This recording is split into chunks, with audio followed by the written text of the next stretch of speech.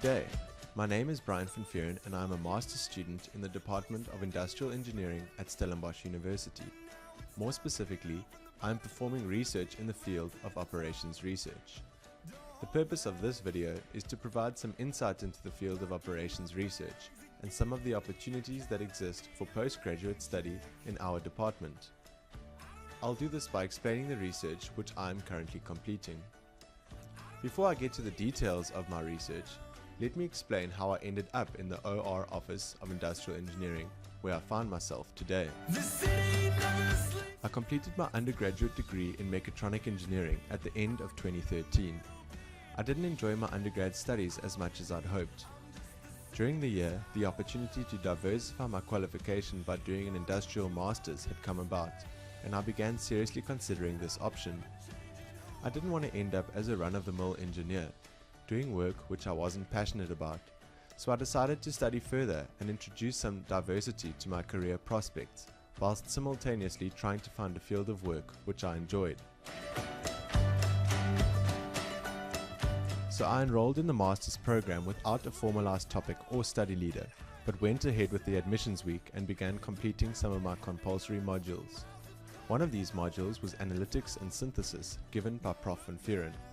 The subject matter which Prof van Vuuren taught, although never having seen it before, interested me, and after a few meetings I was sold on a topic which he co-supervised. The supervisor of my topic is in fact one of Prof's recent PhD graduates, Dr. Potgieter. The field of operations research spans a number of subjects. The department at Stellenbosch is currently performing research in, among others, decision analysis, graph theory, and transport forecasting. The topic I took on, however, was focused on the area of simulation, and more specifically, agent-based modeling, which I'll explain a bit later. My research work is performed for and funded by an institution called the South African Sugarcane Research Institution, or SASRI, and involves a sugarcane pest called Eldana saccharina walker, commonly referred to as E. saccharina or Eldana. E. saccharina is an indigenous African stalk borer pest, which is widely distributed in sub-Saharan Africa.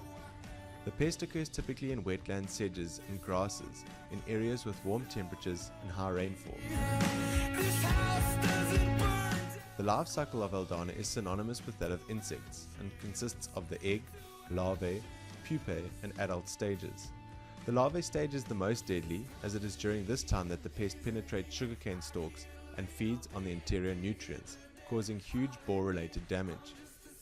The decreased cane quality, measured as a loss of sucrose, will cost the sugar industry a projected 750 million to R1 billion in 2014, and thus SASRI expels huge amounts of time and effort in attempting to find a sustainable, effective control method to suppress or eradicate the pest. This is of course in light of the increasing pressure to move away from conventional pesticides, which negatively affect other insects as well as the environment as a whole. Several other methods have been proposed to control E. saccharina with limited success. The overriding difficulty in all cases was twofold. In-field testing of solution control methods is both expensive and time-consuming, and thus farmers are not inclined to adopt certain practices or methods without a certain amount of surety that they can be successfully and effectively employed. Secondly, E. saccharina is a fairly complicated insect, and when modeling thousands of these pests, many assumptions must be made and aggregates must be taken in order to design a representative model. In light of these shortcomings, the next phase of research pertaining to developing control methods for E. saccharina lends itself to simulation, and more particularly, agent-based simulation. Agent-based modeling is the computational study of social agents interacting in an autonomous manner as evolving systems. It allows for the study of complex adaptive systems and facilitates investigations into how macro phenomena develop from micro-level behavior among a heterogeneous set of interacting agents. In effect, agent-based modeling allows the ability to directly control the actions, decisions, and preferences of each individual agent in a simulation, and then allow thousands of these agents to interact, mimicking reality very closely, and observe the outcome or trends which develop from these local interactions. In the case of my research, each agent must accurately depict the behavior of an E. saccharina moth according to the biology of the pest, which is well documented in the literature. The simulation framework is proposed to look as follows. This sums up all of the most important factors which must exist in the simulation.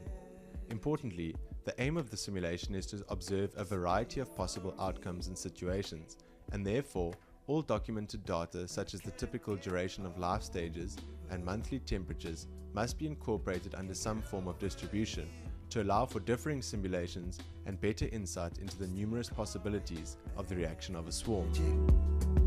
I've begun building the simulation, and this is a snapshot of the inner workings behind each agent's construction. You can see the different life stages represented in the blocks.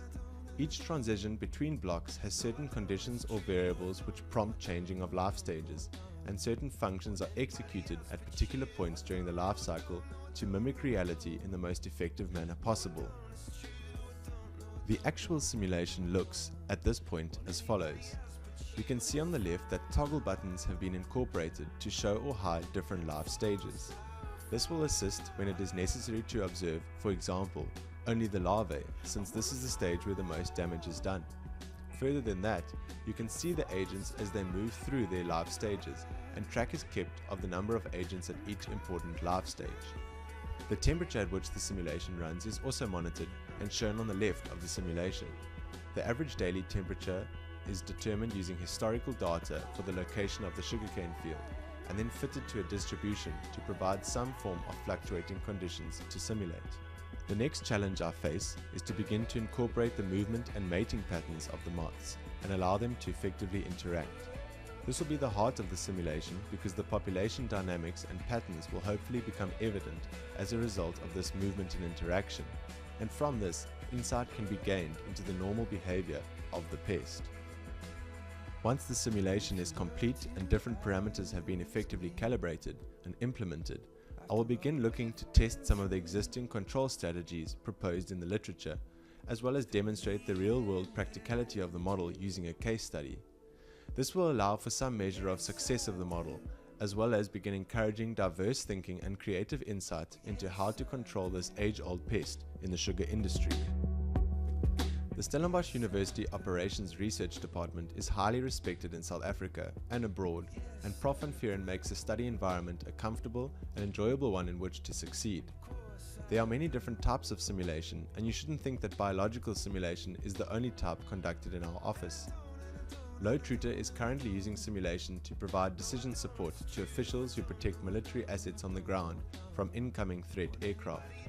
He simulates the aircraft's typical flight paths, and based on their movement, he is designing a system to evaluate the type and importance of the threat and prompt the operator on the best manner in which to engage it. Mark Einhorn also uses AnyLogic, but for traffic simulation. He has designed a micro-scale traffic simulator and has used it to develop new, novel algorithms for self-organizing traffic control. His work has generated hugely positive results, and there's certainly more interesting work to be done in this department.